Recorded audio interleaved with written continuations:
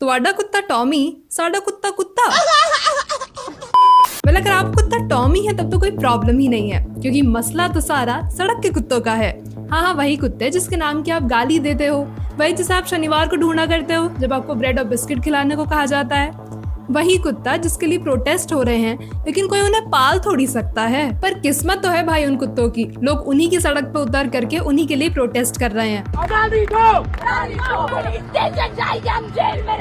जो कि अच्छा भी है। और पर्सनली भी मुझे कोई प्रॉब्लम नहीं है सुप्रीम कोर्ट के इस डिसीजन से, क्योंकि लेट्स बी फेयर, कल को आपका बच्चा हो और सड़क पे उसे कोई कुत्ता काट ले तो आप कुत्ते को थोड़ी ना जाके सहलाओगे, आप अपने बच्चे की तो केयर करोगे ना। तो ये डिसीजन गलत नहीं है कि कुत्तों को इम्यूनाइज किया जाएगा और फिर सड़क पर छोड़ दिया जाएगा, लेकिन इस पूरे डिसीजन के एग्जीक्यूशन में थोड़ा 19-20 तो हो सकता है। पर इसमें क्या प्रॉब्लम आएगी ये बताने से पहले आप मुझे ये बताओ कि आप कौन सी टीम में हो। अरे मतलब क्या आप भी उस टीम में हो जिसे ये लगता है कि सड़क के कुत्ते ही बच्चों के दुश्मन होते हैं?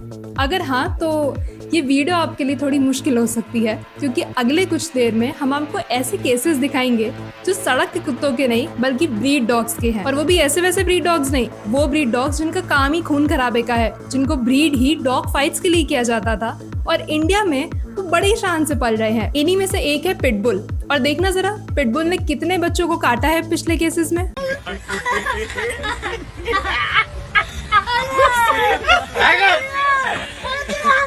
और इस जगह तो पिटबुल ने गाय तक को नहीं छोड़ा। पहला मामला नहीं था, आसपास के लोगों ने आरोप लगाया कि ये खूंखार कुत्ता इससे पहले भी कई जानवरों को अपना शिकार बना चुका है। वैसे ये सेम हाल रॉटवाइलर और बुलडॉग का भी है, लेकिन फिर भी ये बिक रहे हैं। आप इनको ऑनलाइन भी खरीद सकते हो, अडॉप्ट भी कर सकते हो, शॉप पे भी आपको मिल रहे हैं। अब 12 मार्च 2024 को मिनिस्ट्री ऑफ एनिमल हस्बेंड्री ने 23 फेरोशियस यानी कि खतरनाक कुत्तों के पालने और उनके इम्पोर्ट पर बैन लगाने का प्रपोजल दिया था, लेकिन ये मामला उसके बाद से कुछ आगे ही नहीं बढ़ा। और आज भी जब तक इन ब्रीड डॉग से रिलेटेड कोई केस नहीं आ जाता तब तक लोग इनके बारे में नहीं सोचते, क्योंकि भाई पाल तो इन्हें ही सकते हैं ना। इंडिया में लोगों को हस्की पालना है, वो हस्की जो बर्फ में रहने के लिए बना है। बहुत गाली पड़ेंगे हम इस वीडियो में। भाई वो इंडिया की गर्मी तक नहीं झेल सकता और फिर भी उसी को पालेंगे। क्यों? क्योंकि कुत्ता पालना आज केयर से ज्यादा स्टेटस सिंबल बन चुका है। वैसे सारे कुत्ते खराब नहीं होते, जैसे कि ये 5 महीने का पपी जिसने 67 लोगों की जान बचाई सिर्फ अपने भौंकने की वजह से। अब जो डिसीजन लिया गया है जिसमें कुत्तों को वैक्सीनेट करके वापस उनकी जगह पर छोड़ा जाएगा और जो गुस्सैल कुत्ते होंगे उनको शेल्टर होम्स में रखा जाएगा, उसमें 2-3 दिक्कतें आ सकती है। हिंदुस्तान टाइम्स की रिपोर्ट देखना, जब उनकी team animal birth control centres पे गई तो उन्होंने देखा कि वहाँ पर स्टाफ की कमी है, रिसोर्सेज की कमी है और यहाँ तक कि पेमेंट्स भी पेंडिंग है। यानी कि काफी खराब हालत है उन एनिमल शेल्टर्स की जिनमें अग्रेसिव कुत्तों को रखने की बात की जा रही है। तो इन सबके बीच ये यूनिट्स इतने सारे स्ट्रे डॉग्स का ख्याल कैसे रखेंगी? उनको कहाँ पर इम्यूनाइज करेंगी? वो कैसे बताएंगी कि कौन सा डॉग अग्रेसिव है और कौन सा डॉग अग्रेसिव नहीं है? क्योंकि कुत्ते का गुस्सैल होना तो काफी हद तक उसके एनवायरनमेंट पे डिपेंड करता है। आज वो गुस्से में है, कल को उसका मूड सही हो गया। इसके बाद नेक्स्ट आती है फीडिंग प्रॉब्लम। अब आपने वो डायलॉग तो सुना ही होगा कि मेरा एरिया है और एरिया में कोई भी इंटरेस्ट नहीं करना, कि इलाके कुत्तों के होते हैं।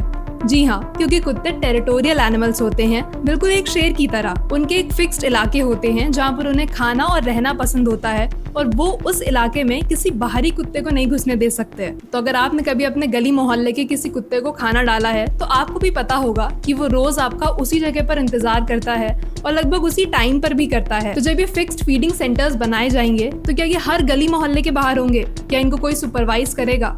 अगर सपोज वहाँ पर एक दिन खाना नहीं डाला गया या पानी उनके लिए नहीं रखा गया तो हम जो उस मोहल्ले में रह रहे हैं हम किसको कांटेक्ट करेंगे ये बताने के लिए कि यहाँ पर ये चीज की कमी है? इन सबका मैनेजमेंट आखिर किस तरीके से पॉसिबल होगा? और वैसे डॉग शेल्टर्स से रिलेटेड हमारे मन में इतने सवाल इसलिए आ रहे हैं क्योंकि इससे पहले हम काउ शेल्टर्स की हालत देख चुके हैं। ये वाली जरा रिपोर्ट देखना, 2023 से 24 के बीच हरियाणा की गौशालाएं कितनी ओवर क्राउडेड हो चुकी थी। और अब सरकार की ये रिपोर्ट भी देखो जहाँ पे लिखा है कि 2023 से 24 के बीच उन्होंने 69 करोड़ रुपए दिए हरियाणा की गौशाला में। तो फिर इतनी बड़ी रकम के बावजूद भी गौशालाओं में फंडिंग की कमी या फिर चारे की कमी कैसे हो जाती है? और ये सिलसिला इतना बढ़ता हुआ दिख रहा है कि अब फैसला लिया गया कि इन गौशालाओं में बायोगैस प्लांट सेटअप किए जाएंगे जिससे वो अपने खर्चे खुद ही निकाल सके। अब यहाँ पर सवाल दरअसल गाय या कुत्ते का नहीं है बल्कि उन लोगों का है जिनको जिम्मेदारी दी गई है कि वो इन जानवरों का ख्याल रख सके। सपोज अगर उनकी लापरवाही से कल को इन जानवरों को कुछ हो जाता है तो आखिर इसका जिम्मा कौन उठाएगा? दिक्कत किसी डिसीजन में नहीं बल्कि उसके एग्जीक्यूशन में आती है। एक कुत्ता इंसानों के लिए जितना वफादार होता है,